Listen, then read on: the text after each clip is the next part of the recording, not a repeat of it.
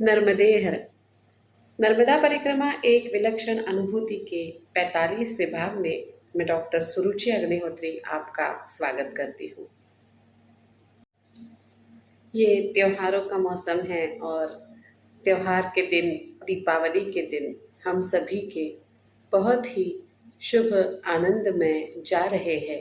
माँ नर्मदा की कृपा सब पर है, ये मैं जानती हूँ। फिर भी आप सभी को मेरी तरह से शुभ दीपावली यही शुभकामना देती हूँ। ज़्यादा वक्त ना गवाते हुए अनुभव की तरफ बढ़े। पिछली बार मैंने आपको बरकाल के बारे में बताया था। बरकाल का जो बरकाल की जो जगह है, वहाँ की जो सकारात्मकता है, वहाँ से आगे बढ़ पाना हमारे लिए मुश्किल हो रहा था, लेकिन आगे तो बढ़ना ही था। परिक्रमा तो पूरी करनी ही थी, तो हम आगे बढ़े।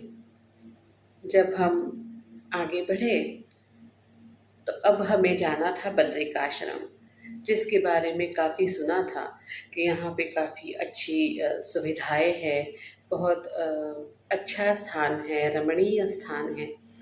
लेकिन होता क्या है कि जब हम कुछ चीज़ सोच करके आगे निकलते हैं, कुछ अपेक्षा मन में रख के जब हम आगे निकलते हैं, तो बहुत बार ये होता है कि जैसा हमने सोचा है वैसा ही हमें नहीं मिल पाता, और इसलिए फिर होता है अपेक्षा भंग।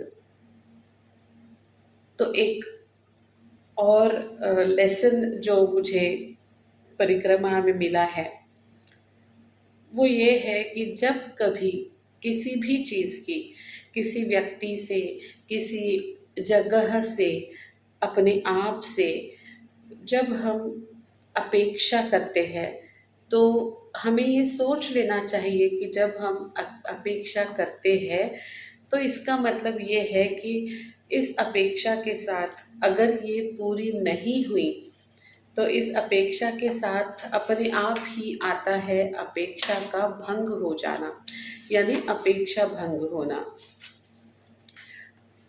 तो शायद हमारे साथ भी ऐसा ही होने वाला था, हमारी अपेक्षा भंग होने वाली थी। देखिए, अनुभव तो हर तरह के आते हैं। ऐसा नहीं कि मात्र मैं परिक्रमा की बात कर रही हूँ। हम सभी को अनुभव आते हैं, अलग अलग अनुभव आते हैं। अब वो अनुभव कैसा अनुभव है, ये अच्छा अनुभव है या ये बुरा अनुभव है, ये चीज़ तय करने के लिए हमें समय की आवश्यकता होती है, और यही हम गलती कर देते हैं। कोई एक अनुभव अगर हमारी अपेक्षा की तरह नहीं आया तो उसे हम बुरा अनुभव या ये अनुभव कुछ अच्छा नहीं है, ऐसा एक लेबल लगा देते हैं।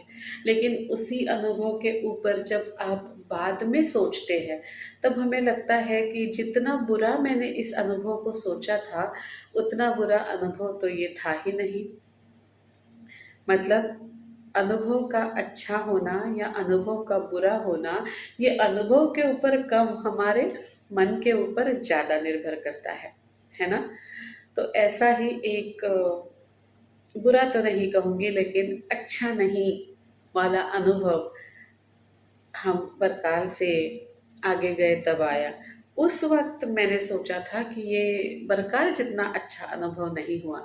अब आप इसे सुन के बताइए, क्या ये वाकई में इतना बुरा था, या मेरी उस वक्त की मनस्थिति ने इस अनुभव को बुरा बना दिया है? आगे चलते हैं। बरकाल ऐसी जगह थी जहाँ हम आसमान के नीचे खुले आसमान में भी आसन लगाने के लिए तैयार थे। शायद उस तरह का वातावरण हमें आगे नहीं मिलने वाला था। वैसी ही नहीं, लेकिन शायद कुछ उसी तरह की व्यवस्था तो नहीं कहूँगी, लेकिन उसी तरीके का आनंद शायद हम ढूंढ रहे थे, और हुआ उससे थोड़ा विपरीत।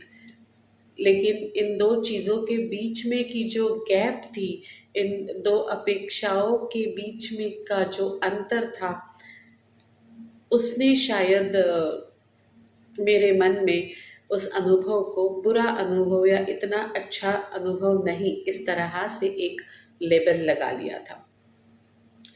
अब हुआ ये कि हम बद्रिकाश्रम पहुंचे, तब मंदार हमारे साथ था, मंदार आगे था, तो उसने कहा मैं जा कर के पूछता हूँ कि क्या हम यहाँ आसन लगा सकते हैं। आश्रम तो बहुत बड़ा था, अनेक खोली थी आश्रमों में, खोलियाँ थी आश्रमों में, रूम्स थी। और मंदार ने जाके पूछा कि बाबा जी आसन कहाँ लगाएं। तो उन्होंने कहा कि नहीं, अभी जगह नहीं है, वो वहाँ पे कुछ थोड़ी बहुत जगह है, वहाँ जाके देख लो। मंदार जाकर के देख के आया तो शायद वो जगह हमारे लिए पर्याप्त भी नहीं थी, स्वच्छ भी नहीं थी,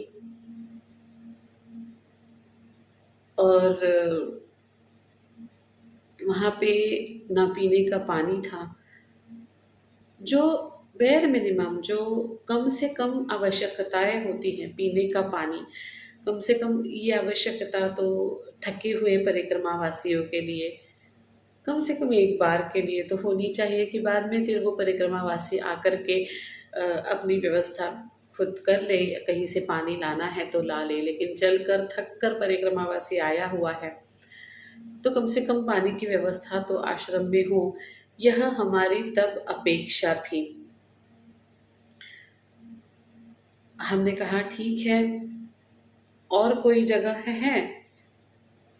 यहाँ तो कई सारे रूम्स दिख रहे हैं जिनको ताले लगे हुए हैं, तो ताले लगे हैं इसका मतलब ये ऑक्यूपाइड नहीं है, इसमें कोई अभी रह नहीं रहा है, तो क्या हम इनमें रह सकते हैं? तब उस आश्रमधारी व्यक्ति ने बड़े जोर से चीख के ऐसे स्वर में कहा जो स्वीकार करना थोड़ा सा मुश्किल था, चाबी नहीं है हमारे पास। फिर मंदार ने पूछा कि ठीक है, कब तक आएगी चाबी, किसके पास है, आएगी कि नहीं आएगी? अगर आसन लगाना है तो तब तक कहाँ आसन लगाए? तो उसने कहा बताया ना, पता नहीं कब आएगी, आपको जो करना है कर लो, दिमाग मत खाओ हमारा। यहां तक भी एक बार ठीक था। फिर हमने पूछा बाबा जी थके हुए हैं, जल मिल सकता है पीने के लिए? तो काफी दूर एक नल था, उसने उधर ऐसे दिखा, वो नल दिख रहा है ना, वहां जाके पानी पी लो। चलो, वो भी सही है, वो अपने काम में शायद व्यस्त होगा, हम जाके पानी पी लेंगे। भूख भी लगी थी, हम काफी चल के आए थे, तो हम में से किसी ने पूछ लिया बाबा जी जब तक चाबी नहीं आ जाती, क्या तब तक भोजन व्यवस्था हो सकती है? वो भी वहां पे नहीं थी। यहाँ तक भी ये अनुभव बुरा अनुभव नहीं था, लेकिन एक आश्रमधारी व्यक्ति से, जो नर्मदा परिक्रमा वासियों की सेवा करने के लिए ही जिसका निर्माण हुआ है, और ऐसी जगह में, ऐसी आश्रम में एक व्यक्ति है जो इस तरह से बात कर रहा है, इस बात की स्वीकृति उस वक्त हम नहीं कर पाए। ऐसे लगा कि भाई जब इसे परिक्रमा वासियों की सेवा ही नहीं करनी है, और सेवा क्या, हमने उसे ये नहीं कहा था कि भाई हमारा सामान उठा, भाई हमारे लिए कुछ कष्ट कर, उठ के हमें पानी दे, हमारे लिए खाना बना दे, ऐसा कुछ नहीं था। हम उसे कुछ चंद सवाल पूछ रहे थे ताकि हम ये तय कर पाए कि यहाँ आसन लगाएं या हम आगे निकले। लेकिन उस वक्त उस व्यक्ति ने जिस स्वरों में बात की, वो उस वक्त स्वीकार करने जैसा नहीं था। लेकिन मैंने आपको पहले ही बताया कि अनुभव तो हर तरीके के आते हैं, हम उसे किस तरह से लें, इसके ऊपर हमें तय करना चाहिए कि ये अनुभव अच्छा है या बुरा है। हुआ ऐसे ही, पहले जब सोचा तो अच्छा नहीं लगा, थोड़ा बहुत गुस्सा भी आया, कैसे कैसे ये बात कर रहा है। हाँ, एक बात ज़रूर, इसमें अहंकार नहीं था कि हम परिक्रमावासी और हमसे ये कैसे बात कर, ये अहंकार नहीं था, क्योंकि उस वक़्त ये भी ख़्याल आया था कि हमारे घर में भी कोई आता है और पानी के लिए पूछता है तो हम मना नहीं करते। हम पानी तो पिलाते ही हैं कम से कम। एक बार तो ऐसे लगा कि उसको जाके बोलूँ कि आप अगर कुछ मदद नहीं कर सकते तो कम से कम 2 मीठे शब्द तो बोलिए। ये सब उस वक़्त की सोच थी। लेकिन जब बाद में इस अनुभव के बारे में सोचा तो लगा, क्या मैंने उसकी मनस्थिति को जानने का प्रयास किया था? नहीं किया था। क्या वाक़ई में वो व्यक्ति ऐसी ही रही होगी, या उसकी कोई मजबूरी रही होगी, या उस वक़्त उसकी मनस्थिति शायद ऐसी रही होगी, वो चिड़चिड़ा रहा होगा, कुछ भी हो सकता है ना। लेकिन मैंने ये तब नहीं सोचा था। जब मैंने शांति से इस पर विचार किया तो फिर ध्यान में आया कि सबसे पहले तो हमारी अपेक्षा ही गलत थी। हमें ऐसी अपेक्षा ही नहीं करनी थी। हम परिक्रमावासी थे। परिक्रमावासियों के सामने जो चीज़ आए, जैसी आए, वैसी उसे स्वीकृत करनी चाहिए। ये परिक्रमा का पहला नियम है। तो अब अगर वो व्यक्ति हमारे साथ इस तरह से बर्ताव करता है तो उसे भी अस्वीकृत करने का मुझे कोई अधिकार नहीं है, क्योंकि मैं एक परिक्रमावासी हूँ। मुझे उस चीज़ों को स्वीकार कर लेना चाहिए। लेकिन ये बात की बात है, हाँ, ये तब की बात नहीं है जब ये अनुभव आया था। जब इस अनुभव के ऊपर मैंने बाद में सोचा तब मुझे लगा कि गलती उसकी है ही नहीं, वो तो अपना कार्य कर रहा था जिस तरीके से भी उसे करना हो। गलती मेरी है कि मैंने अपेक्षा ज़्यादा की। दूसरी गलती मेरी ये है कि जो भी उस वक़्त मुझे मिला वो मैं स्वीकार नहीं कर पाई। ठीक है, ये अनुभव जब मैंने इतना बुरा सोचा था, उतना बुरा ये नहीं निकला। आगे हम आगे गए, आगे नंदिकेश्वर का दर्शन हुआ। वहाँ आसन लगाने की, रहने की व्यवस्था नहीं थी, लेकिन वहाँ पे कुछ लोग कुछ पूजा कर रहे थे। जो मुख्य पुजारी थे वो तो वहाँ थे नहीं, एक व्यवस्थापक थे। अब हम बद्रिकाश्रम से भी आगे चल के आए थे तो हमें बहुत भूख लग रही थी और वहाँ पे चाय की सुगंध आ रही थी, तो हमने बिना हिचकिचाहट पूछ ही लिया कि बाबा जी क्या चाय मिल सकती है। और यहाँ के जो जो भी व्यवस्थापक वहाँ थे, उस व्यवस्थापक ने हमें बड़ी ही सुंदर सी गर्मा गर्म और स्वादिष्ट चाय ला के दी। इतनी स्वादिष्ट की चाय पीने के बाद हमें ऐसा लगा कि अब भोजन की आवश्यकता नहीं है। चाय का कप धोने के लिए मैं आश्रम के पीछे जहाँ नल बताया था वहाँ गई, तो वहाँ एक बूढ़ी सी दादी माँ कुछ बर्तन धो रही थी और बहुत सारे बर्तन वहाँ पे थे और वो दादी माँ बड़े आराम से वो बर्तन धो रही थी।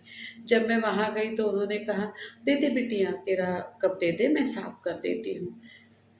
तो मैंने कहा, नहीं, मैं अपना खुद साफ करूँगी।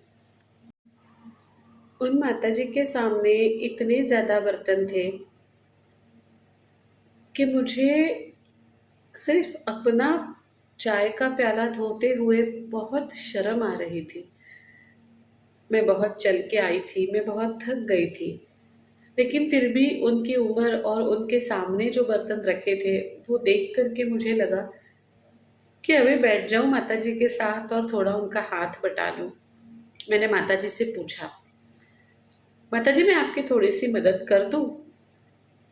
तो उन्होंने कहा नहीं नहीं बेटा, तू बड़ी थक के आई है, थकी लग रही है, तो एक काम कर, तू जा और आराम कर, क्योंकि ऐसा है कि अब यही मेरा काम है। माताजी, दादी माँ जो आगे बात कर रही थी, वो सुन के मुझे और एक शिक्षा ही मिली, समझ लीजिए, या सहजता के साथ जो बात उन्होंने कही, वो उन्होंने सिर्फ कही नहीं थी, वो उन्होंने स्वीकार करी हुई थी। उन्होंने कहा देखो ऐसा है कि भगवान जी की जूठन साफ करना तो मेरे भाग्य में नहीं है, क्योंकि मंदिर के बर्तन शायद बड़े पुजारी जी ही साफ करते थे, लेकिन भगवान के सेवकों के जूठन साफ करना तो मेरे भाग्य में है। तुम परिक्रमा वासियों की जूठन साफ करना तो मेरे भाग्य में है। अब यही मेरा भाग्य है और यही मुझे करना भी है।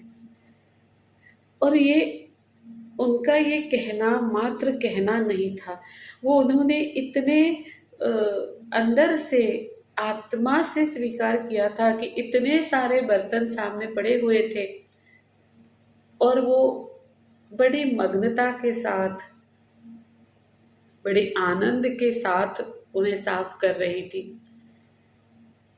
कितनी आसानी से उन्होंने अपने भाग्य को न्याय दिया था। मुझे ऐसा लगा कि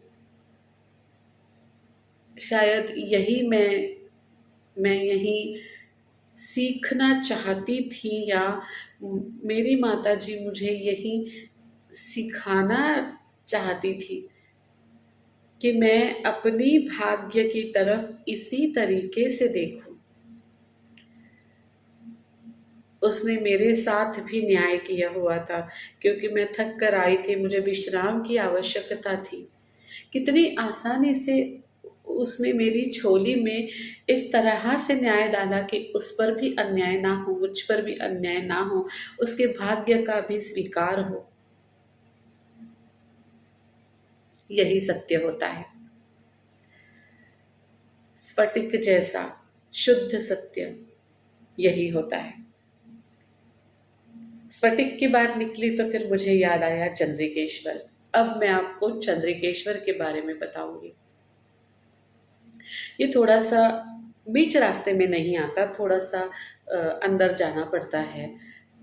यहाँ बहुत सारे परिक्रमावासी जाते ही नहीं, लेकिन किसी ने हमें बताया था कि यहाँ आप ज़रूर जाओ, और इसलिए हम यहाँ गए। नमस्कार, मैं डॉक्टर सुरुचि नाइक, तज्ञ हेल्थ केयर में आपका स्वागत करती हूँ। आज बात करते हैं एक समस्या पर जिसका नाम है बांझपन। बांझपन यानी इनफर्टिलिटी एक ऐसी समस्या है जिसके कारण एक युगल या एक दंपत्ति नियमित रूप से असुरक्षित संभोग करने के बावजूद भी 1 साल तक गर्भधारण नहीं कर पाता। बांझपन, वंध्यत्व या इनफर्टिलिटी महिलाओं के साथ साथ पुरुषों में भी हो सकती है। बांझपन के कारण जो महिलाओं में और पुरुषों में दोनों में ही देखे गए हैं वो कुछ इस प्रकार है। एक तो उम्र का ज़्यादा होना, 35 से 40 के ऊपर होना, डायबिटीज़ की शिकायत होना, शराब और सिगरेट का अत्यधिक सेवन करना या अत्यधिक व्यायाम करना, रेडिएशन या कैंसर का उपचार जैसे अन्य थेरेपीज से उपचार लेना, या यौन संबंधित कुछ बीमारियां होना, मोटापा होना या वजन अत्यधिक कम होना। ये कई कारण महिलाओं और पुरुषों में एकत्रित रूप में देखे गए हैं। अब जानने की कोशिश करते हैं महिलाओं के बांझपन के अलग कारण और पुरुषों के बांझपन के अलग कारण क्या हो सकते हैं। अब देखते हैं कि महिलाओं के बांझपन के कारणों में कौन से कारण आ सकते हैं। एक, जैसे फैलोपियन ट्यूब का बंद होना। दूसरा, एंडोमेट्रियोसिस। तीसरा, ओव्यूलेशन से जुड़कर कोई विकार होना। चौथा, एंडोक्राइन विकार होना। उम्र तो हमने बता ही दिया है। तनाव या स्ट्रेस भी एक बहुत बड़ा कारण है। या फिर हार्मोनल इम्बैलेंस, या फिर यूटेराइन फाइब्रॉइड्स होते हैं अगर किसी महिला को, तो वो भी एक कारण हो सकता है। ऑटो इम्यून डिसऑर्डर जैसे थायराइड, ये भी एक कारण हो सकता है। पेल्विक इन्फ्लेमेटरी डिसीज़ अगर कोई हो, सूजन का डिसीज़ अगर कोई हो, तो वो भी एक कारण हो सकता है। गर्भाशय से जुड़े हुए कुछ कारण हो सकते हैं। गर्भाशय का आकार हो सकता है, या योनि में इन्फेक्शन हो सकता है, या वजाइनल पॉलिप्स जो मांस के गोले जैसे वजाइना में निर्माण हो जाते हैं कभी कभी, तो वो भी बांझपन का एक कारण हो सकता है महिलाओं में। अब बात करते हैं पुरुषों के बांझपन के कारणों की, जिसमें शुक्राणु की संख्या का कम होना, फिर कई बार जन्मजात ये बीमारी हो सकती है। एंडोक्राइन असामान्यताएं भी एक कारण हो सकता है। आनुवांशिकता भी एक कारण पुरुषों में बांझपन का हो सकता है। शुक्राणु की गति धीमी होना ये भी एक कारण हो सकता है, या वेरिकोसेल की समस्या है, या गुप्तांगों में किसी प्रकार का संक्रमण है, या लंबे समय तक तनावग्रस्त रहना, ये भी एक कारण हो सकता है। सिगरेट और शराब का सेवन इस कारण से भी बांझपन आ सकता है, और मोटापा भी एक कारण हो सकता है बांझपन का पुरुषों में। क्या बांझपन का इलाज हो सकता है? हाँ, बांझपन का इलाज करने वाले कई तकनीक आपको मार्केट में मिल जाएंगे, लेकिन तज्ञ हेल्थ केयर में हम इसका इलाज संपूर्णतः नैसर्गिक चिकित्साओं से करते हैं, जिसके कोई दुष्परिणाम नहीं होते हैं। ये चिकित्साएं आपके बांझपन के मूल कारण को ढूंढ के निकाल कर पहले उस पर इलाज करती हैं, ताकि ये समस्या कायम स्वरूप से दूर हो जाए। इस विषय में अधिक जानकारी पाने के लिए आप संपर्क कर सकते हैं डॉक्टर सुरुचि नाइक, तज्ञ हेल्थ केयर, और कॉन्टैक्ट नंबर है 9823653511। धन्यवाद।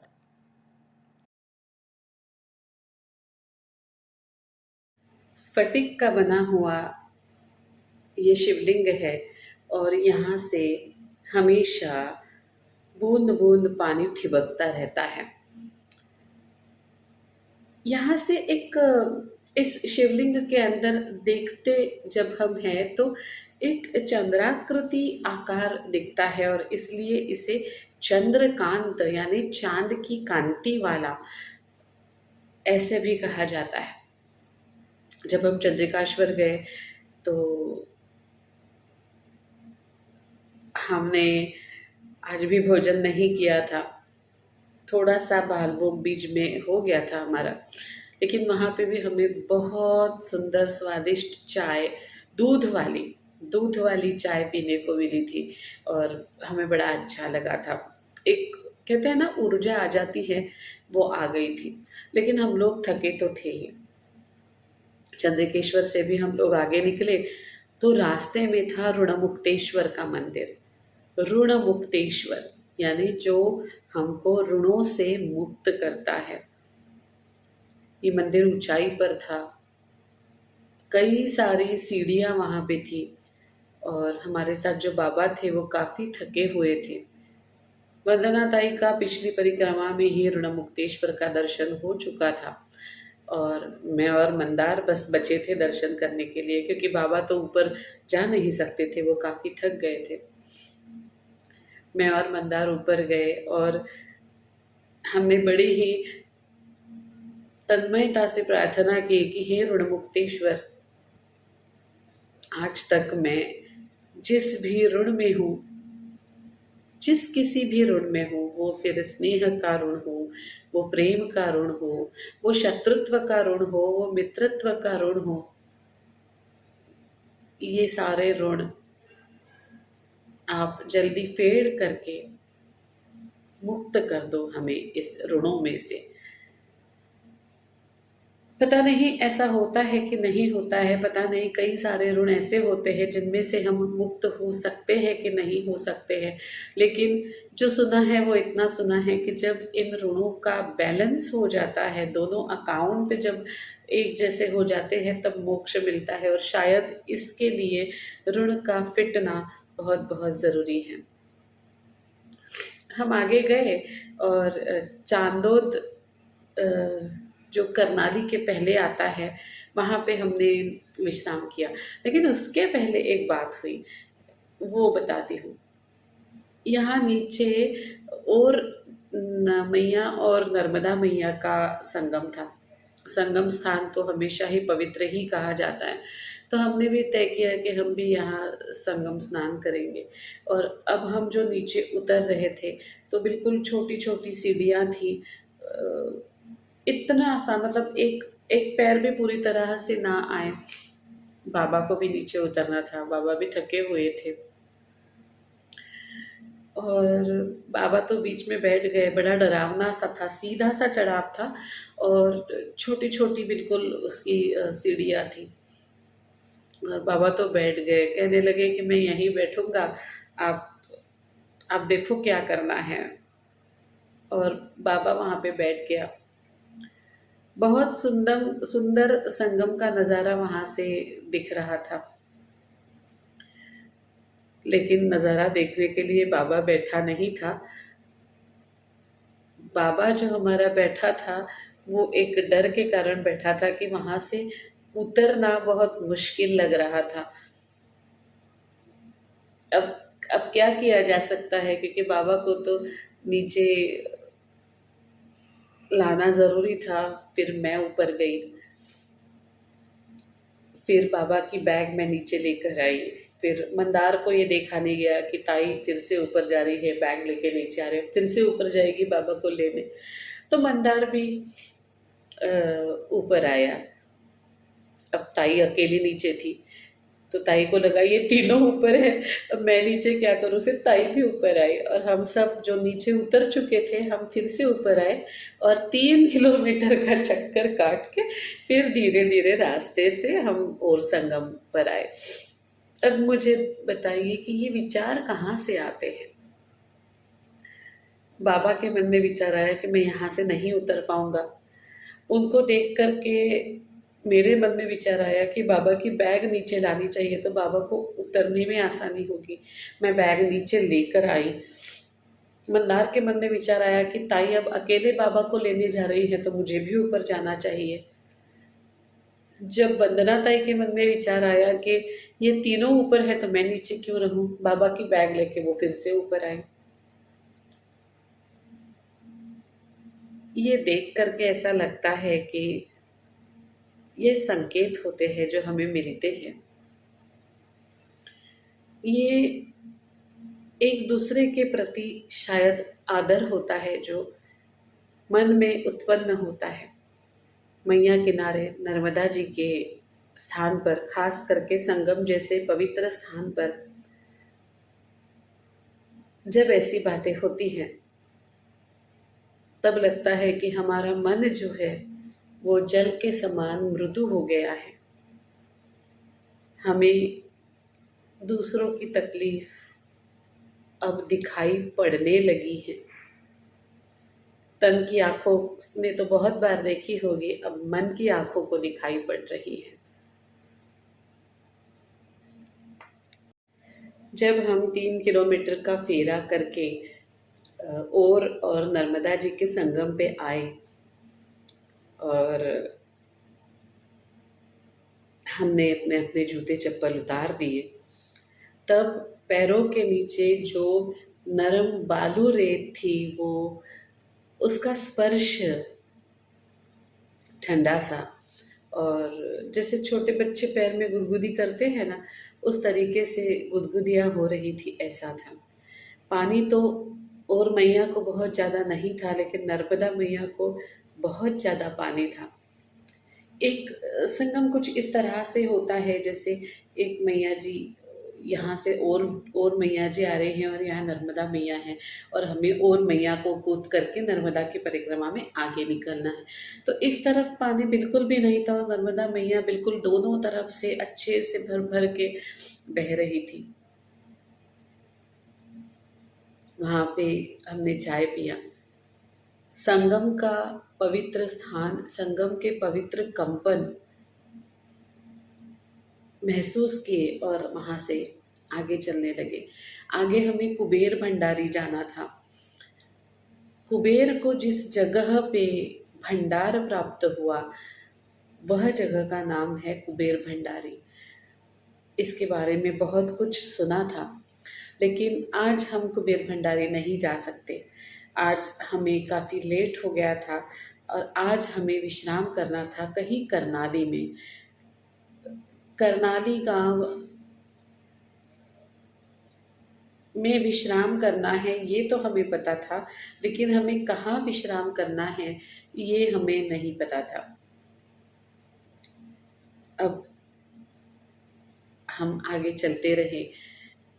करनाली में जाकर के बाद में कुबेर भंडारी का जो सौंदर्य था, ऐश्वर्य था, वो भी हमें देखना था।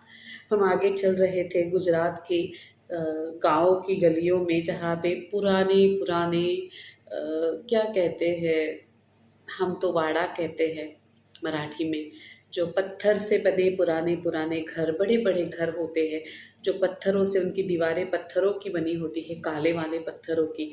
तो उन्हें देखते देखते देखते देखते हम आगे जा रहे थे।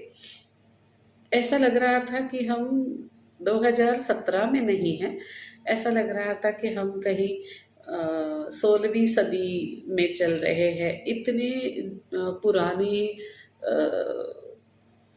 घर वहाँ पे थे, और वो अच्छे खासे, मतलब उनके खंडहर नहीं बने थे, उसमें लोग रह रहे थे। अच्छी खासी मेंटेन उन्हें किया गया था। तो इस तरह के घर और इस तरह के पुराने पुराने मंदिरों के बीच चलते हुए हम हम पता नहीं कौन सी मानव सदी में चल रहे थे। ऐसे में ही एक बहुत छोटा सा एक मंदिर हमने देखा। पता नहीं क्यों, लेकिन ऐसा लगा कि इस मंदिर का हमें दर्शन करना चाहिए। और हमने आजू बाजू में पूछा, मंदिर के पुजारी जी वहीं थे, उन्होंने दरवाज़ा खोला और हमने उस मंदिर का दर्शन किया। वो मंदिर था मुरलीधर मंदिर, और उस मंदिर की मूर्ति को देखकर हम इस तरह से खो गए कि क्या बताऊं। कुछ हुआ, वो मंदिर में जाते हुए, वो वाड़े में जाते हुए कुछ अलग मन की भावना हुई। थोड़ा सा डर भी लगा। कैसा डर? हम तो मंदिर जा रहे थे, लेकिन वो मुरलीधर की मूर्ति कुछ अलग थी। जिनके घर हम रुके थे, जिनका ये घर था, वो घर भी बहुत अलग था। और इस घर में मुझे जो अनुभव आया वो भी बहुत अलग था। मैंने कहा ना, हम 2017 में नहीं थे, और मैं तो वाक़ई में शायद किसी पहले वाली सदी में मन से नहीं, आत्मा से पहुँच चुकी थी, क्योंकि इसका सीधा-सीधा संबंध मेरे पिछले जन्म से था। हाँ, एक ऐसा अनुभव हुआ जब मुझे पता चला कि पिछले जन्म की कुछ बातें हैं जो मुझे यहाँ आकर पता चली हैं। क्या था वो अनुभव? कैसी थी ये मुरलीधर की मूर्ति? किसका था ये वाड़ा? डर क्यों लग रहा था हमें यहाँ रहते हुए? आखिर यहाँ हुआ क्या? बताऊंगी, लेकिन अगले पर्व में। फिर से एक बार आप सभी को दीपावली की शुभकामनाएं। अच्छी ही आपकी दीपावली गई होगी, लेकिन हम अंग्रेजी में कहते हैं ना, belated belated happy Deepawali to all of you. आने वाले सारे त्योहार, आने वाले सारे ही दिन आपके लिए हमेशा एक पर्व की तरह, एक त्योहार की तरह जाए। हर रोज़ माँ नर्मदा को याद करते रहे हम सब, और माँ नर्मदा की कृपा हम पर बनती रहे। हमेशा की तरह एक विनती और करना चाहूँगी, इस चैनल को लाइक कीजिए, सब्सक्राइब कीजिए, शेयर कीजिए। माँ नर्मदा का प्रसाद हर किसी को बांटते रहिए। अगला अनुभव लेकर जल्दी आने की कोशिश करूँगी। कान पकड़ती हूँ कहीं, लेकिन इस बार भी दिवाली में ये वीडियो रिकॉर्ड कर रही हूँ। ये मेरा हॉस्पिटल का सेटअप है।